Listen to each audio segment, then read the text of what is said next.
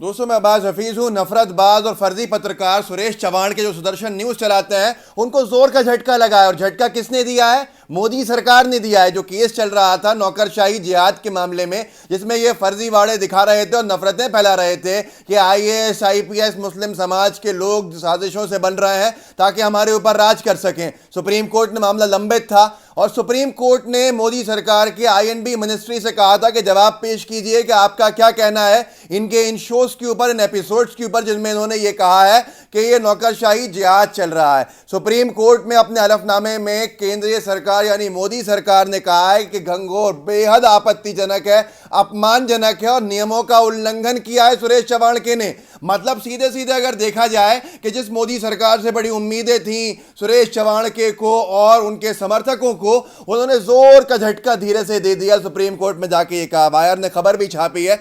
IB मंत्रालय ने UPSC जिहाद शो को बताया अपमानजनक, बदलाव के साथ प्रसारण की मंजूरी दी। सूचना एवं प्रसारण मंत्रालय ने कहा कि कार्यक्रम की कड़ियों में जो विषय वस्तु दिखाई जा रही थी वो अच्छी नहीं है, अपमानजनक है और सांप्रदायिक विचारों को प्रोत्साहित करते हैं।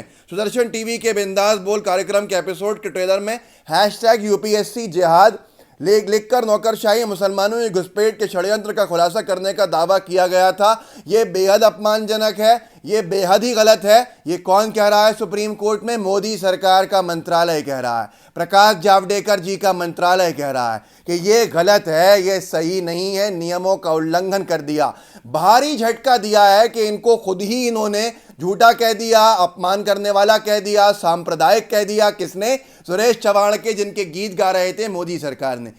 ये अलग बात है, जो दुखद है कि उसके बाद भी सुप्रीम कोर्ट में ये सिफारिश की गई है सरकार की तरफ से कि साहब इसके अंदर कुछ चेंजेस, बदलाव किए जाएं, कुछ मॉडिफिकेशन किया जाए, फिर इनको दिखाने की अनुमति दी जा सकती है इन शोज को। अब सुप्रीम कोर्ट इसके ऊपर फैसला लेगा, लेकिन मोदी सरकार ने अपना पलड़ा साफ करते हुए, अपना बचाव करते हुए सीधी सीधी बात कह दी। ये सामने आपके एफिडेविट भी अंग्रेजी में दिया है।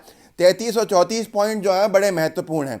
इसमें लिखा है कि हमने जब बहुत इसकी जांच पड़ताल की, जो इन्होंने लिखा था और जो इनके ओरल सबमिशंस थे, जो मुँह ज़बानी बोला गया था चैनल की तरफ से, और हमने जो आईएमसी ने जो रिकमेंडेशंस पाए हैं इसके अंदर, वो ये है कि फ्रीडम ऑफ स्पीच तो अपनी जगह पर है, लेकिन इन्होंने जो टोन इस्तेमाल करी, जो सारी बातें करी, वो अपमानजनक है। वो प्रोग्राम कोड को उल्लंघन करते हैं, नियमों का उल्लंघन करती हैं, ये सही नहीं है। और मिनिस्ट्री ने ये पाया कि ये अच्छे अंदाज में नहीं है, ये गुड टेस्ट में नहीं है, ये ऑफेंसिव हैं, अपमानजनक हैं, आपत्तिजनक हैं, बदतमीजी से भरे हैं और ये जो सांप्रदायिक हिंसा है इसको फैला सकते हैं। सीधे सीधे इसके अंदर ये लिख रहा है। मिनिस्ट्री ने यह भी कहा है कि सुदर्शन टीवी को आगे से थोड़ा सा एहतियात रखना चाहिए, कॉशियस रहना चाहिए और अब भविष्य के अंदर ऐसी हरकतें नहीं करें।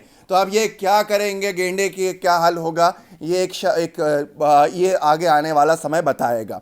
और उसके बाद उन्होंने आगे भी ये बहुत सी चीज़ें लिखी हैं। ऑफेंस अगेंस्ट गुड टेस्ट और डिसेंसी, डिसेंट नहीं है, मतलब इनडिसेंट है, बदतमीजी से भरा हुआ है और ये रिलीजियस और कम्युनिटीज़ पे हमला करता है, जो कि अच्छा नहीं है। अब इस सारी की सारी चीज़ों के बाद सुरेश चव्हाण के हौसले कैसे पस्त हुए होंगे, ये आप अंदाज़ा लगा सकते हैं कि कैसा झटका इनको मोदी सरकार की तरफ से मिल गया, जिनके दम पर ये उछल कूद रहे थे। अर्नब गोस्वामी का हाल देख चुके हैं, सुरेश चव्हाण के भी, कि पूरी की पूरी भाजपा जिनके समर्थन में हो फिर भी एक हफ्ते जेल में रहे, और जेल में क्या हाल हुआ होगा उसके तो मुझे नहीं मालूम, लेकिन जेल के अंदर उन्होंने खुद कहा कि उनको पीटा जा रहा था। तो ये अर्नब के बोल हैं। अब सुरेश चव्हाण के को भी समझना चाहिए कि कहाँ इनके ऊपर कौन सी कार्रवाई हो जाए। कानून सबसे ऊपर है कि उस कानून ने, भारत के संविधान ने मोदी सरकार के मंत्रालय को भी फोर्स कर दिया, जबरदस्ती उनसे सच बुलवाया कि उन्होंने कहा कि ये झूठे, ये गलत, ये अपमानजनक, ये आपत्तिजनक, ये नियमों का उल्लंघन करने वाले,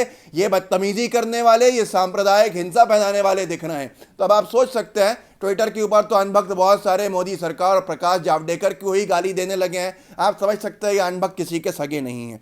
अब दूसरी बात यह है, जो मैंने आपसे कहा कि मोदी सरकार ने झटका दे दिया, जोर का झटका धीरे से, और एक और झटका दिया था कुछ दिन पहले दिल्ली पुलिस ने। वो धीरे झटका जोर से दिया था जब सुरेश चव्हाण के बदतमीजी करने पहुंचे थे इंडिया गेट पे अपने लोगों को लेके नेतागिरी के अंदर। तो वो दिल्ली पुलिस जो मोदी सरकार के अंडर में आती है, उन्होंने जम के इनकी खातिर तवाज़ो की थी और जम के इनकी क्लास ली थी, जिसमें ये खुद कह रहे थे कि मुझे घूसा मारा, मुझे घूसा मारा। और इन्हीं के चैनल ने उस क्लिप को दिखाया भी था अपनी खबर के अंदर। मैं आपको दिखा देता हूं कि कैसे इनकी खातिर तवाज़ो खातिरदारी की गई थी दिल्ली पुलिस द्वारा, जो दिल्ली पुलिस अमित शाह जी के अंडर में आती है। देखिए इनकी पिटाई, इनकी कुटाई खुद इनकी जुबानी, इस क्लिप को देख लीजिए, आपको समझ में आ जाएगा। यहाँ पे बदतमीजी हो रही है, देखिए यहाँ पे बदतमीजी हो रही है सुरेश चौहान के जी। सर आपके खिलाफ अरे हाथ तो छोड़िए, हाथ छोड़िए, हाथ छोड़िए सर, एक मिनट। देखिए यहाँ पे लगातार बदतमीजी हो रही है, यहाँ पे दिल्ली पुलिस लगातार बदतमीजी कर रही है। देखिए यहाँ पे, देखिए यहाँ पे, हाँ क्या क्या क्या, बोलिए बोलिए बोलिए बोलिए बोलिए, ये बदतमीजी क्यों कर रहे हैं, क्यों बदतमीजी कर रहे हैं, क्यों बदतमीजी कर रहे हैं। तो दोस्तों देखा आपने सुरेश चव्हाण के को कैसे पीटा गया, क्योंकि ये बदतमीजियां कि वहां भी सांप्रदायिक हिंसा करने गए हुए थे। एक व्यक्ति जो बंदूकों को दिखा रहा है, तमाशे कर रहा है, क्या पत्रकार हो सकता है? सही बात कही थी एक बड़े व्यक्ति ने, प्रकाश राज जिनका नाम है, उनका इंटरव्यू करने पहुंचे तो उन्होंने कहा था कि पत्रकार, तुम पत्रकार हो? आप पत्रकार नहीं हो, आप पत्रकार नहीं हो सकते, ऐसे पत्रकार नहीं होते हैं।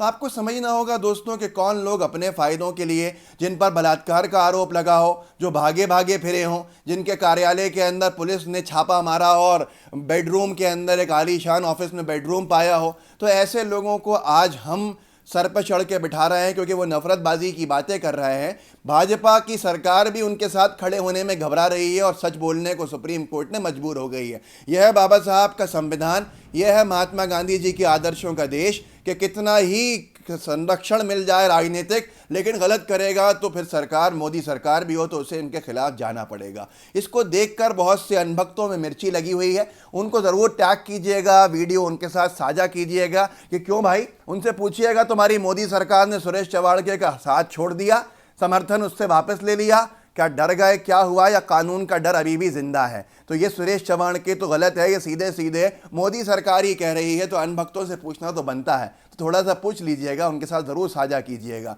अगर इस वीडियो को फेसबुक पे देख रहे हैं तो फेसबुक के ऊपर शेयर कीजिएगा और अनभक्तों को नीचे टैग कर दीजिएगा। इस वीडियो को अगर यूट्यूब पे देख रहे हैं तो लिंक को कॉपी करके व्हाट्सएप ग्रुप में शेयर कीजिएगा, और अगर किसी अनभक्त ग्रुप में आप जुड़े हुए हैं तो वहाँ ज़रूर इसको साझा कीजिएगा, ताकि गेंडे के समर्थक जो भी हों वो ज़रूर तिलमिला जाएंगे, उनको तकलीफ़ हो जाएगी।